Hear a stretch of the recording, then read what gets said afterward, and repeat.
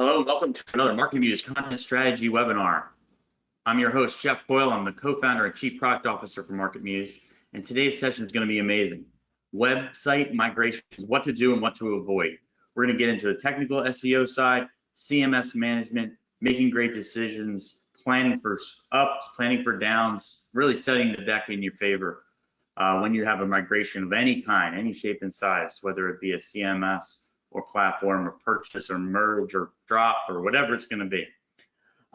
Before we get started, ask us anything in the right side of your screen for GoToWebinar.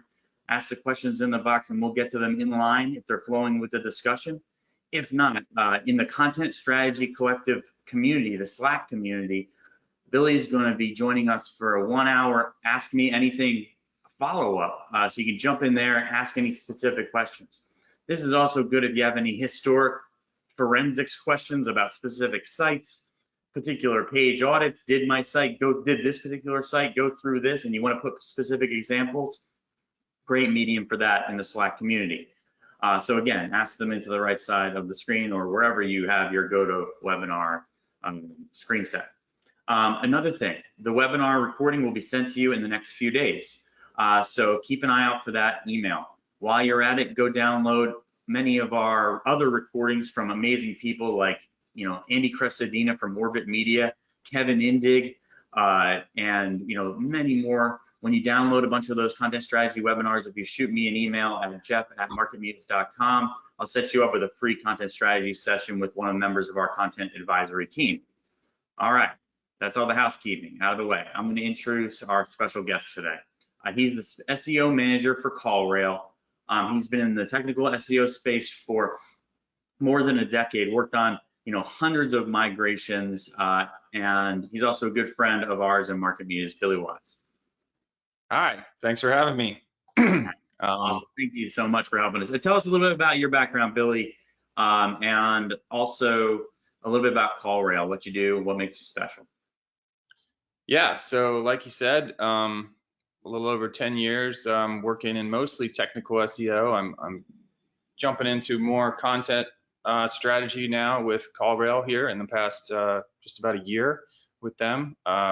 We sell marketing software that helps you track phone call leads and form submissions. It really helps you with marketing attribution, so you can tell which of your marketing channels are performing the best and which need help. We're finding a lot of small businesses really rely on phone calls, especially in these difficult times right now. Yeah, you just launched a Camp CallRail, which was a training program, which was pretty amazing. So many different aspects of that effort. So if you're interested in also checking out some things from them, really going really aggressive with the training and support, all different types of marketing attribution, search engine optimization content, go check that out after the session. Cool. Yeah. All right, Billy, let's get going. And again, thanks for joining us today. Website migrations. I think the biggest piece of a website migration is getting all the ducks in the row on the team, making sure everybody knows every piece of it, why, who, what, where, when, why, what's going to happen. How do you typically, make that happen to make the case for it, and then to get everybody aligned on everything that's going to be part of this, that it's not just a click of a few buttons? Yeah, well, as you know, a lot of times the SEO team is the last people to know when a migration happens. So, it's really good to try to get ahead of these things, to find out when big changes are happening. You need to have good relationships throughout the different teams and understand when big changes are coming down. You don't want to be the last to know. It can be helpful to get out there and educate proactively to the other teams. A lot of times people don't understand what the impact can be when we change all of the URLs on a website or just move from one domain to another. They may think it's not a big deal to shut down an entire forum site, or that it just because it doesn't have a lot of traffic, it's not a big deal. So I think it's about making those relationships and understanding what's going on at first, and then making sure that you have the capabilities in place now before anything happens, to where you can manage a migration. And I mean, one of the first things is just having redirection capability. Sometimes that doesn't exist, or doesn't exist in a robust way that you might need for a large site migration. I would recommend trying out some small tests, to your development team or IT ops team. Ask for some redirection, some small things, see if it can happen. It's good to know if you don't know how that can work. Yeah, taking a step back there, Billy, I think you said a couple of things that are really important. And for, if you're a content strategist or you're typically focused on content marketing, it's the time to start talking about this is before the migration's been planned, right? So tell us a little bit of, because you want to get out in front and say, hey, if we ever move a page, if we ever switch CMS, what are the reasons why somebody who's an SEO, who's in content, who's just managing marketing or marketing automation, what are the reasons typically why migrations happen? And what have you done to get ahead of, the bullets before they fire? Because, I mean, I know that, like you mentioned, a development team making a major change or even upgrading software can often be, marketing team could be the last to know, the search team being last to know. So what are the things you typically are looking for? What reasons to migrate, and how are you getting ahead of that? What does that communication look like, and that kind of thing? So yeah, that's a great question. There's a lot of different reasons why I've seen migrations come up. There can be small things like we're just adding new features. It might be new pages to the site that may be a little less risky. You could be moving from one CMS to another CMS. You may be upgrading your CMS from one version to another. You could be replacing all the templates on your page. You might decide maybe there's a reason to move towards more search-friendly URLs that might set you up for long-term success with SEO. That combined with other updates to the site structure. There may be some decisions made by the leadership team that's where they just don't want to manage a site anymore. And those are always sad decisions. We like to maintain and save and enhance as much as we can. So I hate to see things get cut, but sometimes it's inevitable. Sometimes it's hard to manage a forum or a really custom CMS may just be a bear to work with. Sometimes they just want a new name on something. It's got to be a pretty new name, and those can be tough to deal with too. But sometimes it has to happen. You may have brands that are consolidating. You may have had a brand that's buying other brands and pulling them in. That can be a positive thing if done well. And it could just, there could be some stuff behind the scenes with the infrastructure. Servers, load balancers might be being upgraded, and that could have some impact on how the website is served. Those are sometimes hard to know about. You want to make sure you know your IT operations and network admins and stuff. They're great. It could just be maybe you're moving from non-secure URLs to secure HTTPS migration. But yeah, having those relationships. Those are awesome. Yeah, I mean, those are awesome things. Like, everyone should make that list and start to circulate it with their executive team. If we ever do this, we have to be part of that discussion. And what can happen, and we'll talk about some impacts, can be dramatic. I mean, you can lose it all. I mean, you can really, I know you've seen it, Billy, and I've seen it. And it can be a secondary. It's not something that's happening like right in front of your face. It can happen weeks down the road, days, even months, that you're just going to get a slow burn and tank the performance of the site. So no, I love the way that you described it. You mentioned a little bit about the data that you want to have at your disposal. So talk about, you mentioned server logs, analytics. What other things do you bring to the table to start getting everyone aligned? Is it examples of history? What types of things are you doing to demonstrate the pain internally, get everybody on the same page? Yeah, you know, there may be some history of poor migrations in the past. If you can identify those and kind of point to the pain points there, I think that's really good at helping people understand what the impacts can be. Um, we, you know, as far as data, you want to start by fully understanding the site in its current form, which you need to really understand well how to use a web crawler, something like Screaming Frog.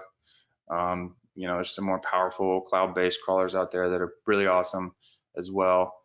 But having that initial understanding and then at least some understanding of what the change is going to be. Are we changing URLs? Are we moving one site to another domain? Are we doing one host to another host? Are we taking one host and splitting it to several other hosts? Are we consolidating to one new host or an existing host with authority? All of these can impact kind of what you might predict as far as impacts for the traffic, for the organic traffic on the site. Yep. No, that's a great point. You said something about, moving, maintaining all of the site, maintaining URLs, maintaining content. Is there a users? I assume that's something, is there a user base that you're migrating? How is that going to impact things? Yeah. It all leads to the question of, your team needs the time to QA this stuff. How do you make the case for an extra QA cycle? QA is tough, it's always going to be an issue.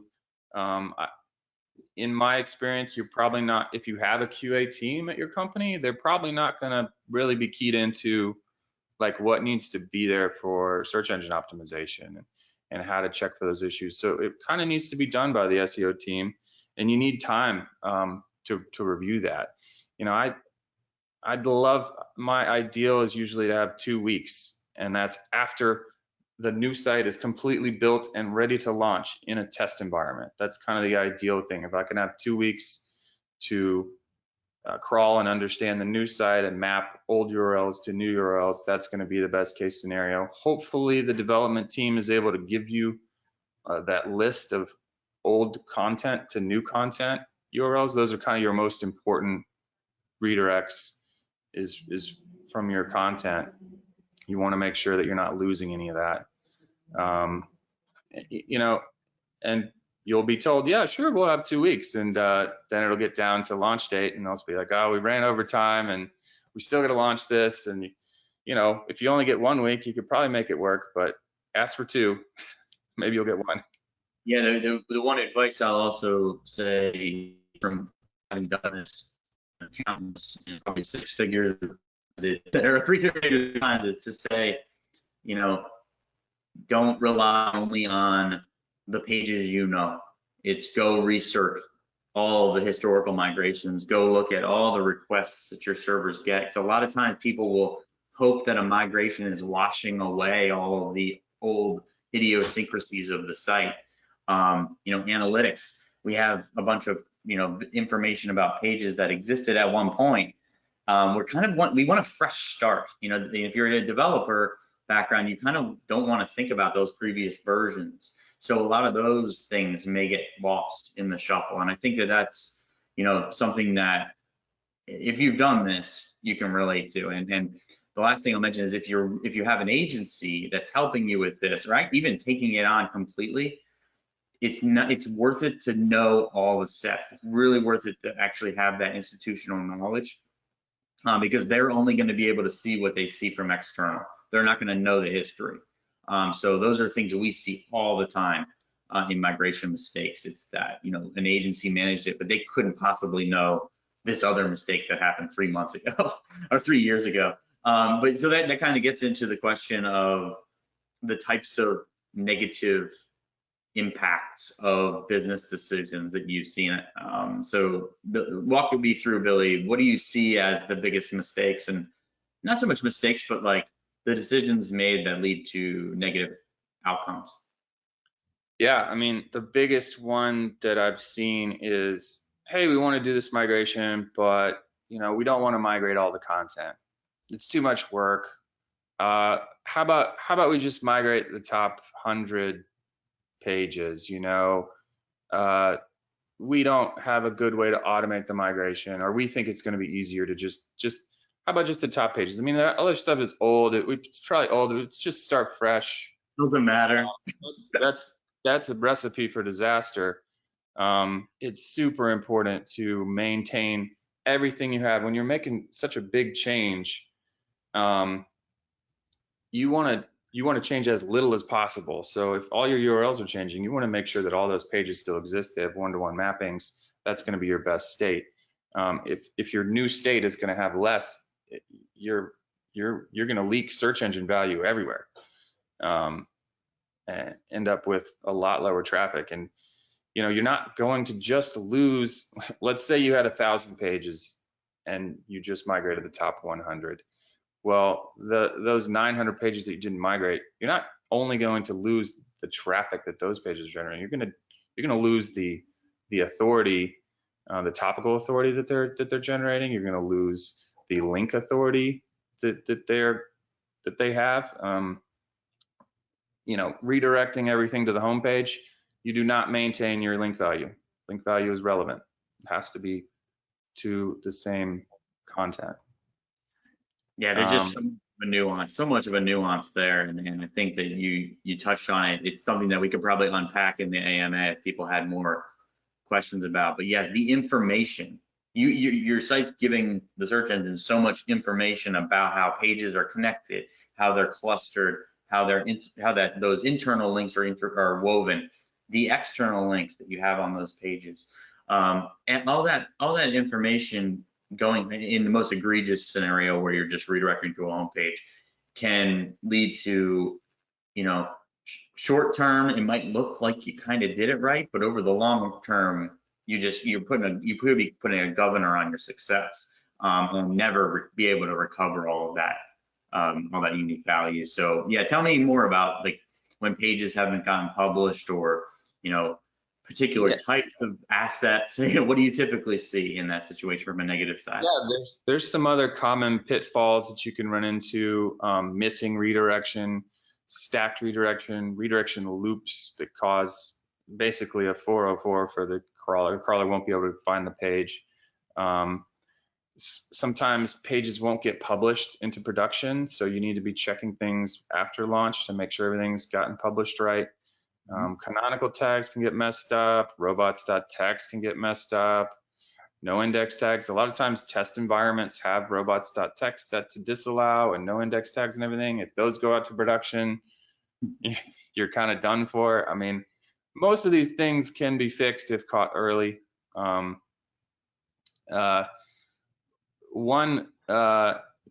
mentioned internal links too. If your internal linking structure changes, the pages that are like the structural listing pages, topic pages, and other types of supporting pages around this content, if those change, Google has to really reevaluate where link value is flowing, and it makes it more complicated for them, longer and riskier to maintaining what you had.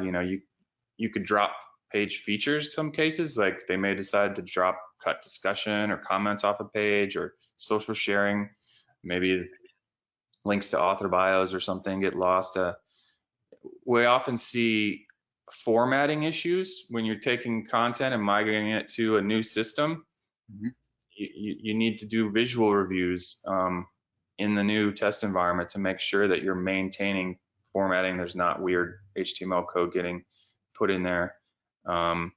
Images and videos are often dropped, missed, not carried over. Check for those. Make sure the videos are working.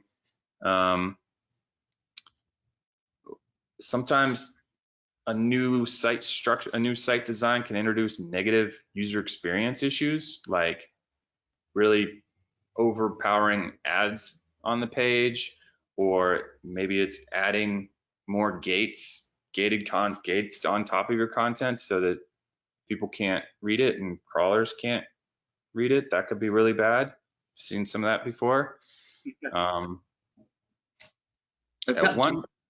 Tell me a little bit more about, you had said stacked redirects and Yeah. loops. I got a question in from the audience when you said that, asking about, aren't stacked redirects okay? And I mean, my sentiment, and I don't know how you'll get into it, is really no. And You're not. typically it ends up being sloppy now. Mistakes are going to happen later too. So it's kind of like having a messy house in that regard too. So yeah, tell me what you've had your experience with stacks and loops.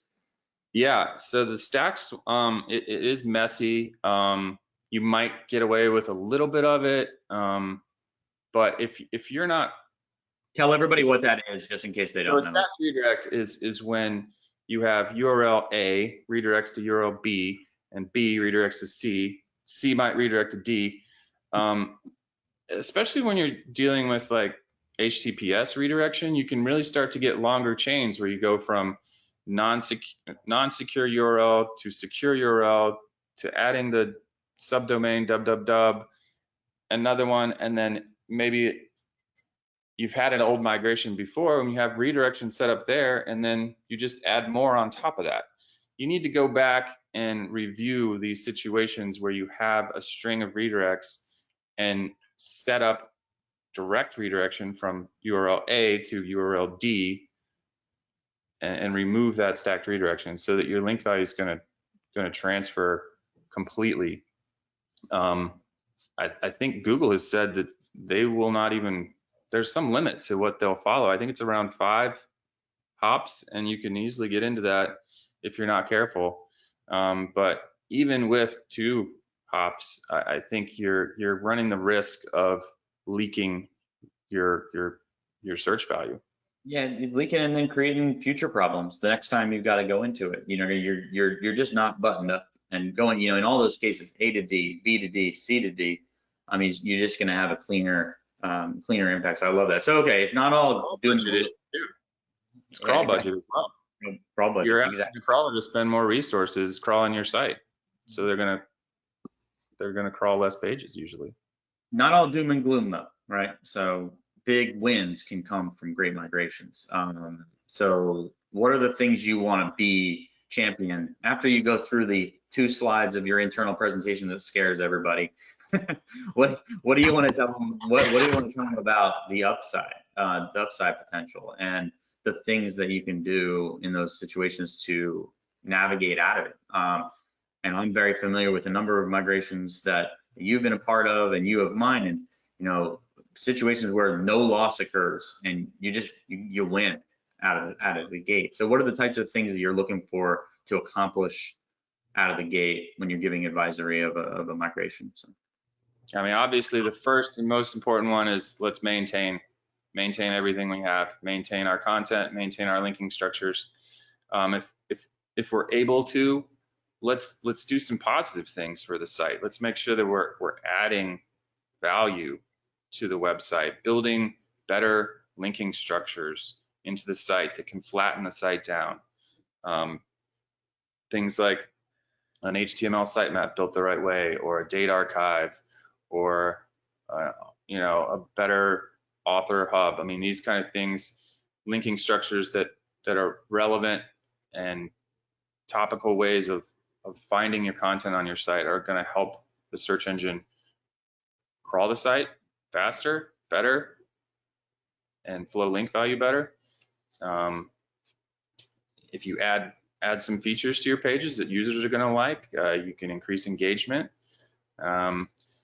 You may have the opportunity to add a lot of content to a domain. Maybe you're bringing in another brand that was bought, or you're consolidating a site. That can be a situation where you can see some real positives. If you bring it into an already existing domain of authority, I'd caution that you should try your best to be bringing in relevant content. You don't want to bring in, if you have a site about hot air balloons, you don't want to bring in a bunch of content about house pets. You know, it's not really going to work as well as it could separately, even probably. Right. One plus one does not equal 2 unless there's semantic relevance on that content, and then that weaving is an art, and that's, you know, that kind of that big thing that you were saying. So that's awesome. Yeah, what were you gonna say, sir? But yeah, and the other thing was, we mentioned earlier, is cleaning up old problems, old migration issues. When you dig into your server logs and analytics and discover that maybe there's a lot of stacked redirection, there's a lot of old 404 pages, or there's a lot of old requests coming in that are actually being redirected to the home page, where they could actually be redirected to a content page that used to be there. Even years after a poor migration, you can fix redirection and it'll bring value back.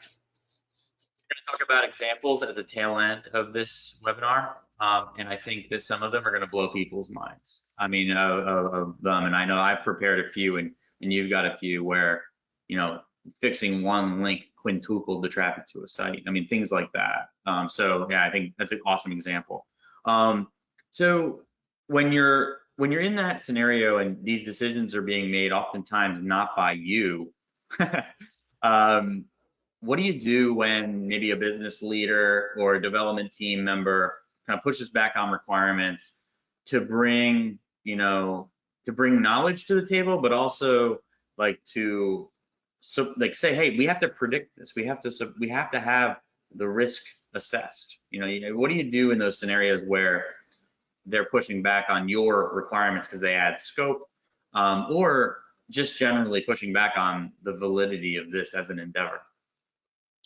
Yeah, I mean, making predictions about what your organic traffic is going to look like after a major site migration is really difficult to do, but I think you can take some basic guidelines and start with some percentages that is fair, and then you can just continue to add negative percentage to that as we pull out more requirements or ditch requirements and stuff. I would generally say, if you're going to change every single URL on your site and you're going to maintain all your content and all your pages, it's going to be a great migration. Right off the bat, you're going to lose 15% of your organic traffic, maybe 20%. And if you're not maintaining stuff, start chalking on more. It becomes something, it does take some experience to kind of see how things roll out.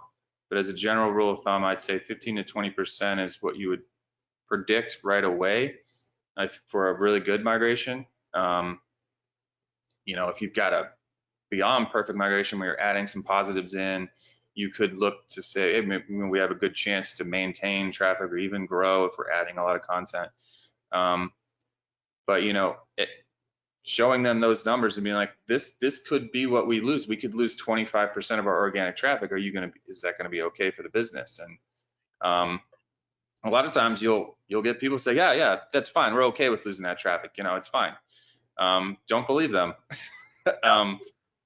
They'll come back 3 months later and they'll be like, why is traffic so down? I've seen that one happen a lot.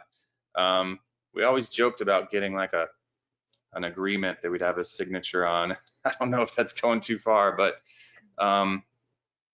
make sure that the right people understand what the impact of this is going to be.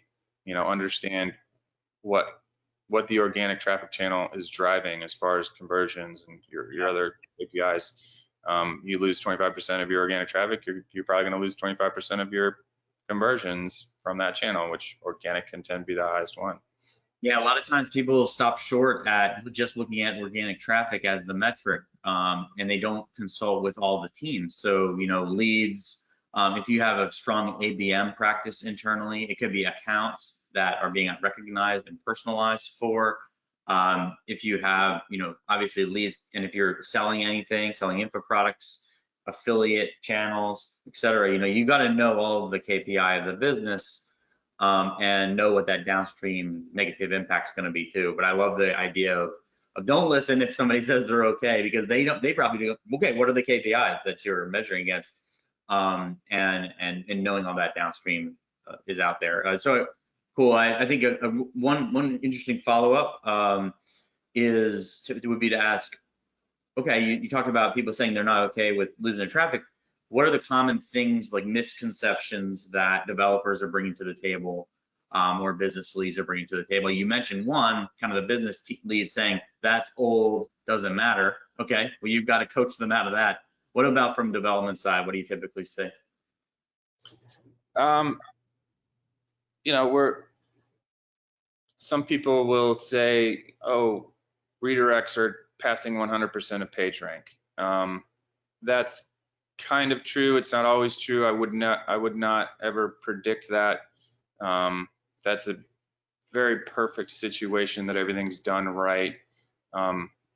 So be careful that you know, that certainly is, there's going to be a temporary drop and it could last 6 months on a large site, maybe more. As far as Google re-indexing and reevaluating the pages and assigning that page rank and picking that canonical. So many depends in that, because Yeah, the page changes, the boilerplate stripping changes, everything can change. You don't know unless it's truly just a URL change. Yeah, continue though. Yeah. You know, some other misconceptions is, I think I've heard of some teams that may depend on their CMS to handle a migration automatically or automagically, where, oh, we're just going to change everything and the CMS takes care of the redirection and it's all good. Maybe it's a plugin or something. You cannot trust that kind of system to work. You really have to do the work to understand, here are the requests coming into my website, and you got to value every single one, no matter how many times it's been requested, so that you ensure that everything flows correctly, value flows correctly into your new site. Great example there. I mean, even there's tech SEOs out there that rely on plugins for everything. And I just, I'm not comfortable with that. I've seen it fail so often, especially if you've switched CMSs. I think that's an awesome use case. And yeah, if anyone says it's already done for us, or somebody else has handled it outside of our business, I mean, you're just cruising for a bruise. And I think that was a really good comment. All right, cool. So you mentioned Screaming Frog when you were talking about the tool stack for setting up and some of the other cloud-based crawlers. I assume you're referencing things like a Botify and a Deep Crawl, but what are the overall strategy that makes life easier for this? You've already talked about education internally, setting expectations, predictions. What is the tool stack that you need in-house? What are the rules of thumb, best practices? What should be the top 5 list on the wall that you tape up after this discussion? I mean, number one, I've mentioned several times already, is maintain everything.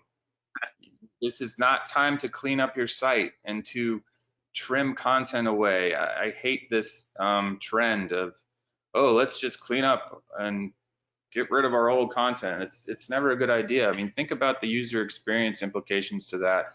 Some people will just, maybe it's an example for later for this wedding site I looked at, and somebody had recommended they remove all content before 2016 or something. And so every link on the site that went there was just like, hey, this content's gone. That's all you got.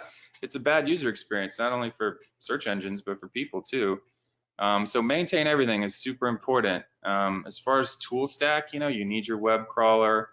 You definitely want to have analytics like Google Analytics or something else. You want to be hooked in and verified in Google Search Console. Really, really valuable information in Google Search Console. Having your server logs is important, really valuable. A lot of times businesses aren't set up to save their server logs, so you might want to check on that and see, hey, how many weeks or months of server logs do we maintain? They do add up gigabytes and terabytes of data really quickly, so I wouldn't expect a whole lot more than 3 months of server logs, but if you had more, that's great. Having some SEO tools like Moz Link Explorer, SEMrush can help you understand backlinks and where those might be 404, where you can fix up some redirection there. You want to really make sure that you're not missing redirection on your top valuable external links in your backlink profile. Having that capability to set up redirection, understand what kind of request it's going to take to the development team or the IT ops team Do you just send them over a spreadsheet? Do you upload them into WordPress and the redirection tool? That's okay. It's nice to have a tool that you can use yourself without having to make a request to dev. But if it's up to you, then you got to make sure that everything is done right. And even if it's up to development, you got to make sure they did it right too after the fact. That will often make a mistake. You want to have the ability to have that test environment, a QA environment, to hopefully you have the redirection set up there before you launch, so that you can crawl that and understand, hey, I've got all these redirects I think are going to be there.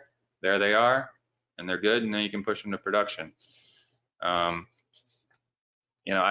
Just a couple little. Right? I mean, it's a simple process, the test planning, right? So you're running a request against every old thing that you have, and you're seeing the chain and the result. But it's not a simple fix on every one. The fix on everything isn't going to be the same. How do you typically? What are the things you need to look for? You mentioned, the type of redirects. What are the things to watch out for? You mentioned historical and QA environments. What other things are you thinking about pre and then post launch? Yeah, I mean, you want to, as far as redirection, you really want to make sure that these are set up as 301 redirects. That's the best practice. And for anyone that doesn't know, like the most common redirects, what would those be? There's another redirect that's common to 302. That's a temporary redirect. Google says that they will eventually maybe transfer link value through 302s now, but you don't want to leave it up to Google. Give them the permanent redirect, which is the 301 redirect. There are some other types of redirect that might work, like a 307, I think, but it's no need to really mess around with those. Stick with the 301 for everything, and you're gonna be fine. What do you say to folks that think you can run a migration with canonicals? So that would be, we took the old site and we just launched a new site, didn't set up redirection, and put canonical tags on the old site. Yeah. There you go. Yeah. You're just asking for trouble here. It takes a lot of work for Google to process canonical tags. It's going to be ridiculously slow. Two sites are going to be mixed up in the search results for a long time. You may never really fully get your value transferred over to the new site. You're just really asking for trouble if you were going to depend on canonical tags versus redirects. It's a much stronger signal. The 301 redirect is maybe almost the strongest signal you can send to the search engine. It's really powerful. Can fix a lot of things. So tell us about all those dynamics, right? So you've got, server side data sets, you've got server side instruction sets like an htaccess file, or if you're on Microsoft, the version of that file. You've got canonicals, you've got robots.txt, you've got meta information, meta robots like no index. You've got server codes. What does someone who hasn't done this before need to be thinking about? Like, that sounds really like there's 7 different things that could be set up as conflicts. And then, I think something you alluded to earlier is make sure there's no conflicts between the canonical, the meta, the robots, the text, and otherwise. So I know that there's actually an article by Content King launched this week about a serious robots.txt mistake that tanked an entire global 500 company. But yeah, like what do you look for after you launch? What do you check on? How would you talk to somebody about making sure they had all the ducks in a row on all these instruction sets? Yeah, I mean, Screaming Frog is a great tool. It does a lot of stuff. It's been the feature set that's continued to add to that tool. It's just amazing. I remember having to use Xenu web crawler back when I started, and that thing was kind of awesome that it could crawl hundreds of thousands of URLs, but it had nowhere near the sophistication of Screaming Frog. And You know, make sure that you're checking your canonical tab in Screaming Frog. It'll report to you canonicalized URLs. Make sure you're checking the no index tab. See which pages are marked as no index. You want to make sure there's no important pages that way. Another thing that I really like to have is just in my browser, there's some plugins that you can get that are really, really useful. I have one that's called Robots Exclusion Checker for Chrome, and it just sits up there in my browser all the time. And if I'm on a page, it'll blink red if there's a robots.txt issue that's blocking the page or a no index tag. And that's something that always is on and I'm always looking at, or if the canonical tag is different than what the URL I'm looking at is. And so that's a really great way to, if you're just browsing through the site, which you often do, you can find something really quick that way. But, you know, right post launch, you need to be doing that full crawl and making sure that your URLs are indexable. Screaming Frog reports on that. I just got a request of Billy and Jeff are saying lots of tools and we're gonna, in the AMA, we'll post a list of everything that we mentioned here, so you'll see what that looks like in the Content Strategy Collective. So check that out if you're interested in our full set. I know Screaming Frog is the new version of Screaming Frog too. This isn't a Screaming Frog sponsored effort, but we've said Screaming Frog about 80 times. So Charlie, I appreciate it. Cool. So that's awesome. I think it's a lot of really good information there, Billy. So this is going to be some fun parts, and I got a few amazing questions. We're going to try to get to all of them, but let's talk about a few successful and unsuccessful migrations. And before we get into a few that I'm sure you'll want to tell, I did want to kind of follow up on the one that, you know, we were talking about on fixing one redirect and how big. And this is an anecdote that I use all the time, and it's making cases for doing migrations well. Had a link from a website that was around, I'm not going to get into the details of it, that was around in the 1998 to 2000 time frame from a very, very important source. And it had been 404 for over almost a decade. And when that link was properly redirected, nobody even knew it really existed. When that link was properly redirected to that section of the site that it impacted, we could directly attribute a 5x traffic increase. So it can be that much, and it can be that old, that can have the type of impact that you wouldn't even expect. So doing migrations well, having proper forensics, historical forensics, like use Web Archive, use all those things, get into the weeds. You could find gold. I mean, and so I wanted to kind of leave the floor for you. You know, talk through some of these examples of huge wins, and then kind of the sad other side. So. Yeah. So one that I remember that went really well. We'll start with like a good one. Back when we were working together a long time ago, the company had bought a big brand.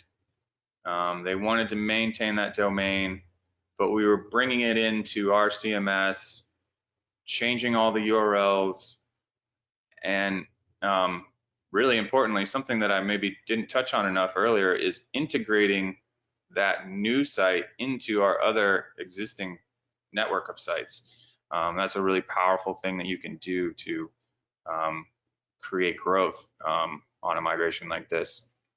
So this was a large site, probably 50,000, maybe content pages, articles, maybe more, maybe 100,000.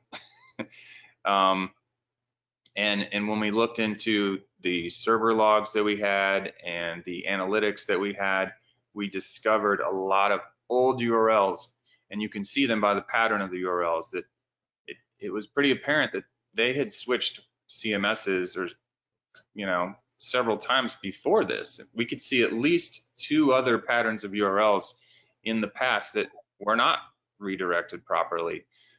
We saw a lot of duplicate pages, the same, you know, it was obviously the same title on the URL, but it was in multiple variations, up to 10 to 15 variations per article. So consolidating all those signals and sending them directly to where they need to go for the new site was a really powerful thing to do.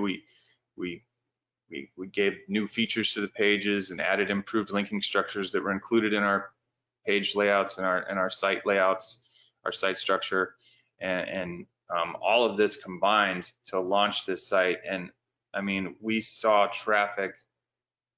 I think it was up 100% within like 3 months, and it just kept growing.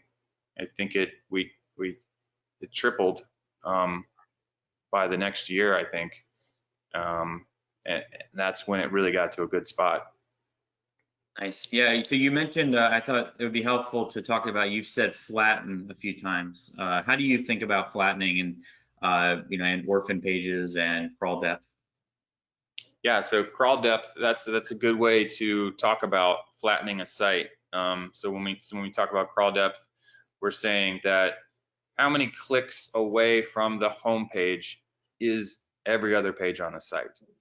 And technically, crawl depth could be from any page on the site, but I like to talk about it from the home page because that's usually where most of the link signals are flowing back into and flowing down through the site. So if you crawl, Screaming Frog can report on this. Crawl depth is in there, and it's how many links do you have to click to get to that page? If you're finding that your content pages are buried 8 levels down, you have to click to a topics page, and then to the first page, and the second page, and the third page, and the fourth, and the fifth. You have to. That's the only way. That's the only path to this page from the home page. You want to find ways to build links that are closer up to the home page. And there's some really interesting ways to do this with various link structures I mentioned before. HTML sitemaps can be helpful to do this. Very simple kind of thing that I think is still valuable. Maybe a little controversial in some people's spaces, but I've seen it work wonders. Date archives are very helpful. Being smart about pagination on topic pages is helpful. Just better relevant internal linking can be helpful. Yeah, I think there's a great reference. Kevin Indig, who I mentioned at the top, we have a recording of a previous webinar, did a couple great articles on his site about evaluating internal link. Link value. It's an awesome info. That would be one to reference if you need kind of a on some things to think about. But you get crawl depth. I mean, if it's all, page rank, the original page rank was a reasonable voyage through your site, basically, a reasonable clicker. And so, like, if you're telling the world, if you're telling the search engines that this page, this article is 8 clicks away from your homepage, and it has not a strong external inbound link profile, how important is that page really? How important what are the signals that you're giving them that they should care about it? So migrations are a great time to solve that problem. But I do, like you mentioned before, Billy, is don't try to parlay the migration into a content inventory and audit. It's just you're moving too many variables. So tell us an example of doing that, and maybe, or something similar, and we'll wrap it up after you give us that example and answer a few questions. So yeah, maybe one of the there's a couple really bad ones that I remember. One of them was on a kind of a consumer reviews site, and it was really large and expansive, reviewing like tech stuff like laptops or something. But it had a lot of authority, a lot of links. It was an older site, had great content.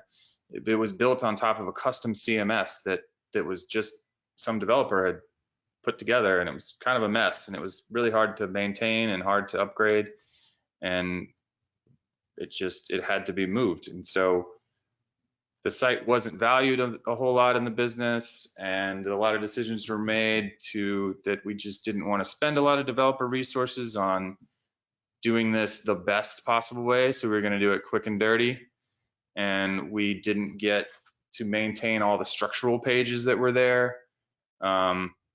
We tried to clean up some issues. We thought it was going to work, but there were so many pages on this site, and the site structure changed so dramatically to the new that it just, I mean, it was really bad. We lost over half the traffic, I think, just because it was quick and dirty, and there wasn't a desire to maintain everything. And that was one of those cases where they're like, you know, we don't care if we lose some traffic. But when they lost half, the business was like, wait, Didn't tell us it was going to be that bad, Billy. What's wrong with you?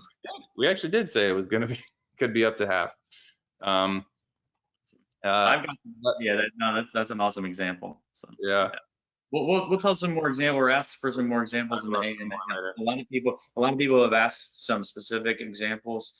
I'm gonna convey them in the Slack AMA right after this. But I do have a few other questions that I do want to handle live because they're just awesome. And thank you everyone for sending these in. Some basics and then some real deep dives. What's the impact of a domain name change on SEO, Billy? How would you advise telling somebody about how to handle that?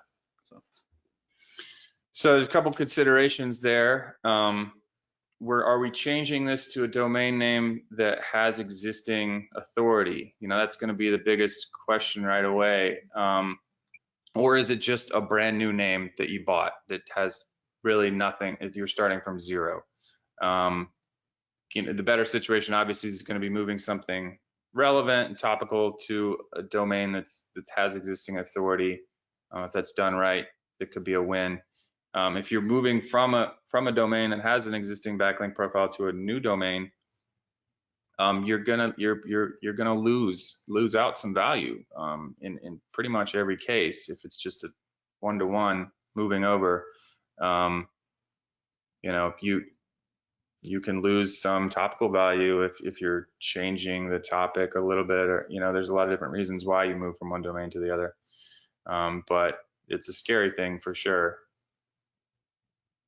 Awesome. Yeah, one thing I'll add is that it depends on the the history. Make sure that if you're moving it to a new domain, make sure if it doesn't have any really ugly history too, that can slow you down. And then, you know, if you're talking about moving subdomains, if you're moving subdomains to subdirectories, you know, in some cases, Google can treat that like a new site. In some cases, it's treating it like part of an existing site. So try to get the lay of the land first on a domain name change. If you're just going from one site to another, less complex. If that historical site had 5 prominent subdomains, or there's other dynamics there, all of those are going to throw wrenches in the outcome. So you do need to kind of take stock of the entirety of the 2 domains. I think it's a great question. If you have any follow-ups, do that. Ask them in the AMA. I got another great question. Looking at a migration, and I have a 9,000 page site. I'm probably going to lose some search value because you've brought up a lot of things that I wasn't thinking about. Should I do this over time, or should I do it all at once? That was that's such a good question. I love this. I meant to talk about this earlier. Yeah. So again, this is going to be, it depends, but and you can do it both ways. You could do it over time. But I would strongly recommend to do a migration all at once. Rip the Band-Aid off, make it all happen. The risk that you're running by doing a slow migration where you're just migrating a small section of the site, or this group of pages, that group of pages, is you won't be able to tell what the impact is by just doing a small piece, and you may lose a little bit here, and then you may lose a little bit here, a little bit here. If you do everything at once, you're going to be able to easily understand what the impacts are for your groups of pages. Page segmentation is really important for the types of pages. You want to be able to understand different types of pages on your site and how those are affected by a migration, especially when, like, if you're changing a lot of supporting link structures and supporting pages around the content. You want to be able to, it's going to be best to do it all at once. No, that's it. I mean, that's the great sentiment. It's you know, many cases it's not going to be possible. Yeah. What I'm likely hearing though is with a migration, you might not actually be talking about a platform migration or a CMS migration. You might be talking about somewhat of a content audit. So are you just kind of like trying to clean stuff up, or you're trying to clean up your content history, should you do that in pieces? That's a depends too. It depends on the outcome. It depends on what are you putting forth as far as new publishing, as far as repurposing strategies. Do you have some really powerful pages that you're going to use to develop a cluster to grow 20%, because you know you're going to be knocking 20% off the bottom? So there may be situations where you want to invest in new content or invest in content upgrades or optimization now, predicting that 6 months from now, you know you want to do a migration that could lead to loss and you want a net zero. So there's a couple of cool ways of thinking about that way. All right, well, we are coming up on the end. I'm going to do one more question and then everything else we'll bring it in, and we've got about 9 additional questions. So thank you so much. We'll knock them into the Slack channel. I'll use another one. This is one of my favorites on this list, and it is: can you use these tools for site maintenance after your migration? Yes. The Absolutely. answer is yes. It's an easy one. Once you get hooked on these monitors, you'll be running them every day. You'll run them in your sleep. You'll run them structured. You'll want to make sure everything's okay every day. I mean, so yeah, I mean, that's a great question. Awesome. Yeah, So I save my crawls every week. Every day, yeah. More often, so I can go back to them. It's also a cool thing. I mean, if you're an agency, I'll give a little agency tip.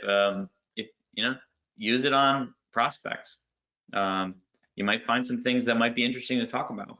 That you're not calling them out on mistakes, but you're just illustrating you've done some research, and you can say, oh yeah, I know there's a lot of great content on the site, but it's crawl depth 9. I'd really like to be part of something that flatten that site. You can get into actually selling migration, selling structure improvements. Anyway, that's another topic for another day. So try and CallRail risk-free for 14 days. Tell us about what's available for that offer, Billy, and then also how to get in touch with you. So. That's kind of our general offer.